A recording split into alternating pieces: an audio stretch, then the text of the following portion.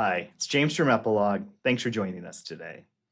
For today's sample club, we've got a free file for you to download to engrave on a Maglite flashlight.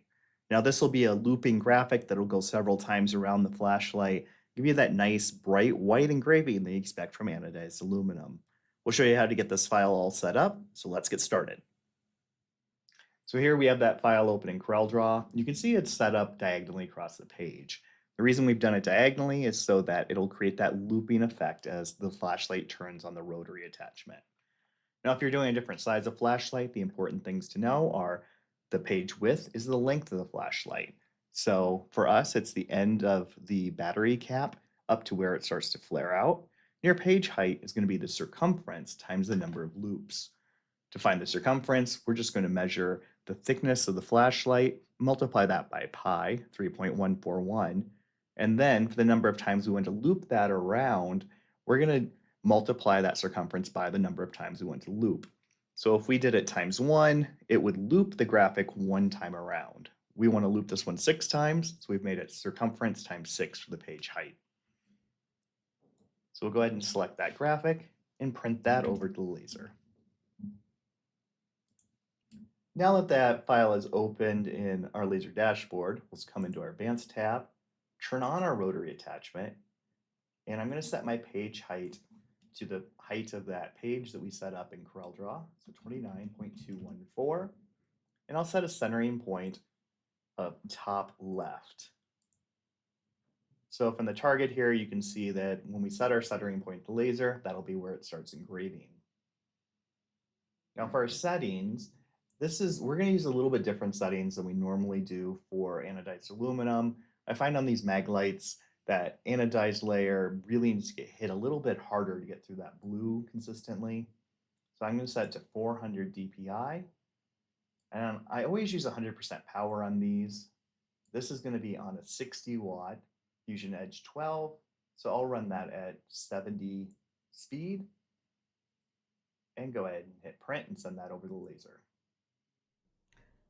Now to prepare our flashlight for engraving, all we're going to do is remove the top end. So we've got a flat surface to rotate with. And I'm going to put 2 batteries in just to help weigh down the flashlight as it rotates. So with the rotary attachment installed, I'm just going to place my flashlight right on the rollers. Then I'll take my manual focus gauge, place that on the end. Now I can just move that over and lift the table till it's just touching the focus gauge.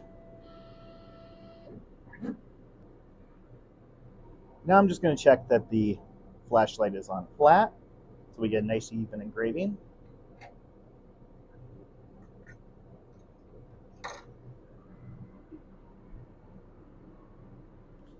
And I'm going to set my centering point using the red dot pointer right at the edge of that battery cap. Final thing I'm going to do is make sure that my button, that we are starting right at the top of the button to make sure that we miss it as we loop the graphic. So I'll use my red dot pointer to make sure I can see where that is. That looks good. And we're ready to start engraving.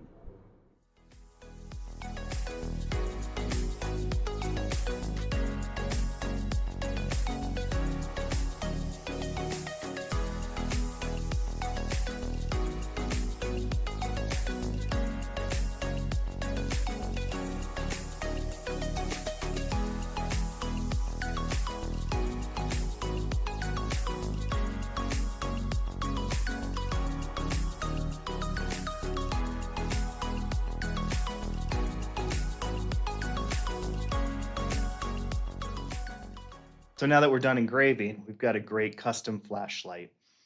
Now, these engrave so nicely because they're anodized aluminum, so you get that bright white when it's hit with the laser.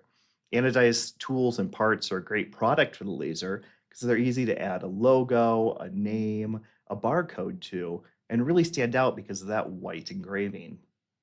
Now, if you want to further customize this graphic, check out our tutorial on our YouTube channel for how to do a full wrap engraving with a name as well. And that'll teach you how you can set up this graphic file to make sure your looping graphic doesn't run over the name.